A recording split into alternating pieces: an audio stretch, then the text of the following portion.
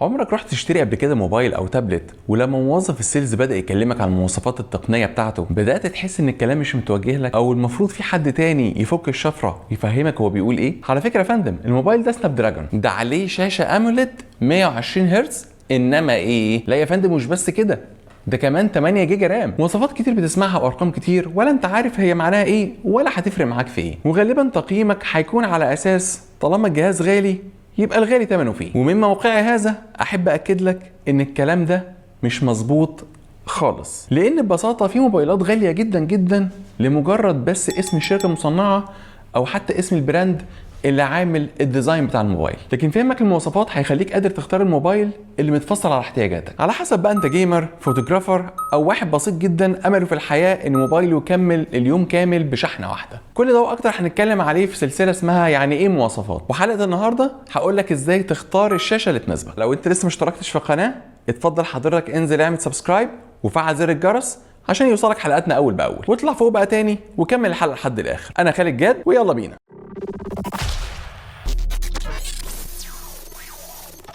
التكنولوجيا المستخدمة في كل الشاشات الموجودة حاليا مبنيين على نوعين رئيسيين، هو ال LCD أو ال LED، والشركات بدأوا يشتغلوا ويطوروا على النسختين دول، وكل ما يطلعوا نسخة جديدة يسموها اسم جديد عشان يعني اخواتنا بتوع الماركتينج ياكلوا عيش. فهتلاقي بنسمع نوعيات زي AMOLED، سوبر AMOLED، AMOLED 2X، OLED، QLED، حاجات كتير جدا في الآخر بتشترك في تكنولوجي ال LED. وعلى الناحية التانية هنلاقي برضو في نسخ محسنة من ال LCD، على سبيل المثال الاي بي اس. بس عشان نفهم يعني ايه نسخه محسنه لازم نعرف النوعين دول اصلا بيشتغلوا ازاي. في الاول هنتكلم على ال LCD، وهي اختصار لليكويد كريستال ديسبلاي، وهنلاقي ان فكرتها بشكل مبسط انها بتنور اضاءه بيضاء في الخلفيه بعرض الشاشه طول الوقت، وباستخدام الكهرباء بتقدر تتحكم في توزيع السائل اللي جوه الشاشه على البيكسلز اللي موجوده، وبسبب توزيع السائل دوت وزاويه الميل بتاعته بيخلي الاضاءه البيضاء اللي جايه من الخلفيه بتتكسر بشكل معين، فيكون زي فلتر كده بالوان مختلفه ويطلع الالوان دي بشكل محدد على مساحه الشاشه، وبالطريقه دي الشاشه بتقدر تطلع لك الصور والنصوص بالشكل اللي انت عارفه. وطبعا عمليه توزيع السائل وزاويه الميل دي بتحصل في اجزاء من الثانيه، فما بتلحقش تلاحظها بعينك المجرده. والدليل على موضوع السائل ده انك لما بتيجي تضغط بصباعك على الشاشه LCD بيطلع لون زي بنفسجي او رمادي، وده بسبب ان توزيع السائل اختلف في المنطقه اللي انت ضغطت فيها وزاويه ميله اختلفت. وطبعا الموضوع ده بيبقى بشكل مؤقت لحد ما تشيل ايدك، لكن بالنسبه للشاشات ال LED ولا فيها سائل ولا بتتاثر بالضغط عليها. امال ازاي بتشتغل بقى؟ بص يا سيدي، الشاشات ال LED عباره عن لمبات حجمها صغير جدا جدا بحجم البكسل، والشاشه قادره تتحكم في اللمبات دي بشكل منفصل كل واحده لوحدها من حيث اللون وشده الاضاءه، والحركه دي بتحسن جوده الصوره بشكل خرافي، وخصوصا الكونتراست اللي بيظهر معاك لما تيجي تعرض اي صوره او فيديو بتشغله على الشاشه. وده طبعا بيكون بسبب ان اللمبات بتكون مطفيه تماما لما بيكون في جزء اسود في الحاجه اللي انت بتعرضها، وده على عكس الشاشات ال LCD لما بتيجي تعرض عليها نفس الصوره بتلاقي الجزء الاسود اقرب للرمادي شويه، وده طبعا بيكون بسبب الاضاءه البيضاء اللي موجوده في الخلفيه بشكل مستمر. بالاضافه لجوده الالوان في شاشات ال LED علشان اللمبات بتطفي تماما في اللون الاسود، الحركه دي بتوفر طاقه بشكل كبير جدا في شاشات ال LED، وخصوصا لما تكون عامل موبايلك دارك مود. وده بيكون من الفروقات الواضحه جدا ما بين الشاشات ال LCD وال LED من حيث جوده الصوره والالوان وتوفير الطاقه، وبيكون اكيد في مصلحه شاشات ال LED. نقطه كمان وهي زاويه الرؤيه، لما نيجي نبص على الشاشات ال LCD بزاويه حاده شويه هتشوف الالوان بهتانه شويه، وهتحس الى حد ما ان الالوان دخلت في بعضها ومش بتكون ظاهره بالشكل المظبوط. وده على عكس شاشات ال LED لما نيجي نبص لها بزاويه حاده او حتى زاويه اكثر حده بنلاقي الالوان مظبوطه تماما، مفيش اي مشاكل خالص، وبيكون الرؤيه واضحه وشارب جدا. وتحديدا بسبب الفروقات دي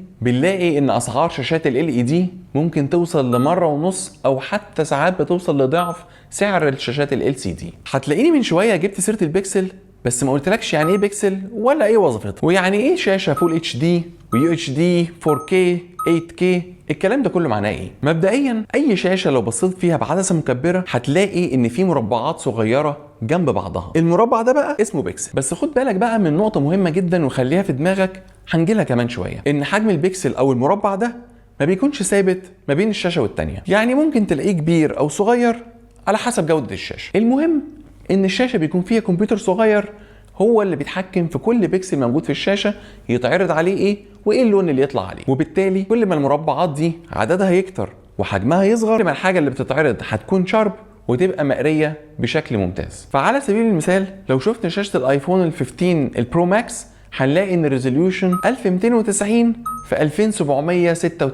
2796، وده بالمناسبه ريزوليوشن ممتاز على حجم شاشه 6.5 بوصه تقريبا. بس يا ترى ايه اللي هيحصل لو جبنا نفس الريزوليوشن بتاع شاشه الايفون ده وحطيناه في شاشه 65 بوصه؟ يا ترى هنحصل على نفس الجوده ولا لا؟ فاكر لما قلت لك ان حجم البكسل ممكن يكبر ويصغر على حسب جوده الشاشه؟ ففي المثال اللي انا قلته لك ده علشان نحافظ على جوده الشاشه لازم نحافظ على حجم البكسل.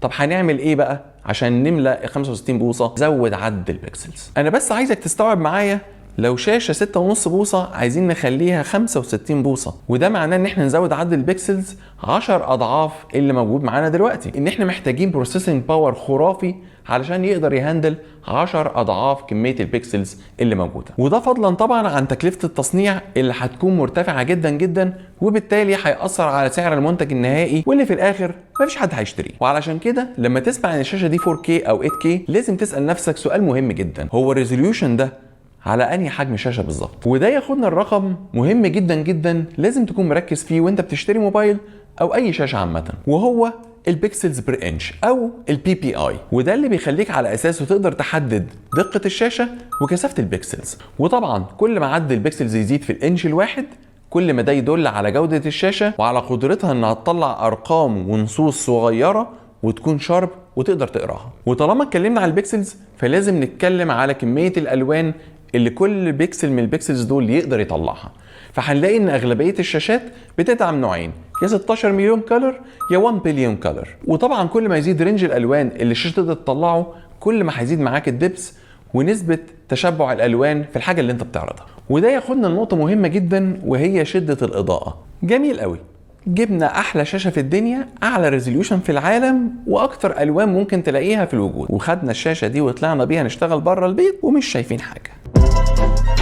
وهنا يجي الدور على مقياس شده الاضاءه اللي اسمه النتس. طبعا معروف ان شاشات ال LED اضاءتها اعلى بمراحل من ال LCD، واللي ممكن تتراوح ما بين 200 نتس ل 600 نتس على اقصى تقدير. على الناحيه الثانيه هنلاقي ان الشاشات ال LED ممكن توصل شده الاضاءه بتاعتها ل 5000 نتس، ودي غالبا بتلاقيها في التلفزيونات الحديثه. لكن على الموبايلز والتابلتس تقريبا اعلى حاجه 2600 نتس، ودي في الاغلب بتلاقيها في الموبايلات الفلاج شيبس. وطبعا كل ما رقم النتس يزيد كل ما الشاشه تكون اوضح، وخصوصا تحت اضاءه الشمس المباشره. لكن لو هتستخدم الشاشه اندور اتصور 800 او 900 نتس هتقضي الغرض. وبمناسبه كلامنا على شده الاضاءه فهتلاقي ان الشاشات اللي بتدعم خاصيه ال HDR بيكون شيء اساسي ان شده الاضاءه فيها تكون عاليه، يعني 1000 نتس وانت طالع. بالاضافه لكده بتحتاج دعم الرينج واسع من الالوان وهاي كونتراست. والكونتراست ده اللي بالمناسبه على اسم قناتنا او اسم قناتنا هي اللي على اسمه، هو قدره الشاشه انها تبين بوضوح الفرق ما بين الاسود الغامق والابيض الناصع. فكل العوامل دي بتديك تجربه استثنائيه وانت بتتفرج على اي ميديا او كونتنت متصوره بتقنيه ال HDR، وده من حيث الالوان والعمق للحاجه اللي انت بتتفرج عليها ومدى مطابقتها للالوان الطبيعيه الحقيقيه للحاجه نفسها. وطبعا التقنيه دي حصل عليها تطوير كتير وبقينا نشوف منها فيرجنز زي ال HDR، HDR10، HDR10 بلس، دولبي فيجن وال XDR، لحد ما وصلنا ان بقى في معالجه للالوان على مستوى الفريم اللي هو اصلا مدته لا تتجاوز اجزاء من الثانيه. وكل ده علشان المستخدم يحصل على افضل تجربه مشاهده وهو بيستخدم الشاشات اللي بتدعم الخاصيه دي. ومن الحاجات المهمه جدا اللي بتدعم تجربه الاستخدام والمشاهده بشكل عام وهي الريفريش ريت، وهو ببساطه عدد المرات اللي الشاشه بتقدر تعمل فيه ريفريش للكونتنت اللي بتعرضه في الثانيه الواحده. وده هتحسه قوي لو انت بتعمل براوزنج او بتسكرول في جهاز عامه او بتلعب جيمز. واغلبيه الشاشات هتلاقي ما بين 60 90 او 120 هرتز، وفي حالات نادره بتوصل ل 240 هرتز. والكلام ده هتحسه قوي لو انت ماسك موبايل بيشتغل على 60 هرتز. لما تيجي تحرك الايكونز من مكان لمكان هتلاقيها بتتحرك بحركه متقطعه وهتقدر تشوفها بعينك المجرده. وده طبعا على عكس الشاشات اللي بتدعم 90 هرتز وانت طالع. وطبعا نحب ننوه ان الريفريش ريت العالي بيخلص البطاريه اسرع، وده بسبب ان السكرين اللي كانت بتنور وتطفي 60 مره في الثانيه بقت بتنور وتطفي 120 مره في الثانيه او يمكن اكتر. لسه بفكر. فده طبعا يترجم معانا لمضاعفه استهلاك البطاريه في جزئيه الشاشه. وعلشان كده الشركات بقت بتعمل خاصيه ذكيه جدا اسمها ادابتيف ريفريش ريت. وده ببساطه الموبايل هو لما بيحس انك انت بتستخدمه بيعلي الريفريش ريت لحد 120 هرتز، ولما يلاقيك سبته بيوطي الريفريش ريت ممكن يوصل ل 40 هرتز، وبكده يحقق المعادله الصعبه ويوفر البطاريه. ونيجي بقى لاخر حاجه معانا في حلقه النهارده، وهي الحمايه اللي بتبقى موجوده على الشاشات نفسها واللي بتحميها من الصدمات والخدوش. وطبعا اشهر شركه بتعمل طبقات الحمايه دي هي شركه كورنينج، والشركه دي بتقدم رينج واسع جدا من طبقات الحمايه اللي بيبدا معاك من جوريلا جلاس 3 لحد الفيكتس 2. واخر نوع ده يقدر يحمي موبايلك من الكسر والخدوش طبعا، ده في حاله لو موبايلك وقع من مسافه 1 متر على ارض اسمنتيه، ولو وقع على اسفلت فيقدر يحميه لحد 2 متر، وكل ده بدون سكرين بروتكتور. لكن لما نيجي بقى نبص على اجهزه شركه ابل هنلاقيها بتستخدم نوع معين من الحمايه اللي بتحطه على الشاشات بتاعتها اسمه سيراميك شيلد. والميزه في النوع ده انه بيقاوم الخدوش بشكل اعلى من الفيكتس، لكن من ناحيه تحمل الصدمات فالفيكتس 2 يتفوق عليه. وبس كده، ده كان كل حاجه معانا في حلقه النهارده. باذن الله هنكمل سلسله يعني ايه سبيكس في الحلقات اللي جايه، بس اهم حاجه اتاكد انك مشترك في القناه عشان يوصلك الحلقه على طول. وهكون منتظر رايك في الحلقه ديت في التعليقات، ولو عندك اي اسئله او استفسارات اكتبها لنا وانا اجاوبك عليها. وما تنساش باخر حاجه تعمل لايك للحلقه وتشير الحلقه دي مع اصحابك عشان يستفادوا هم كمان. سلام.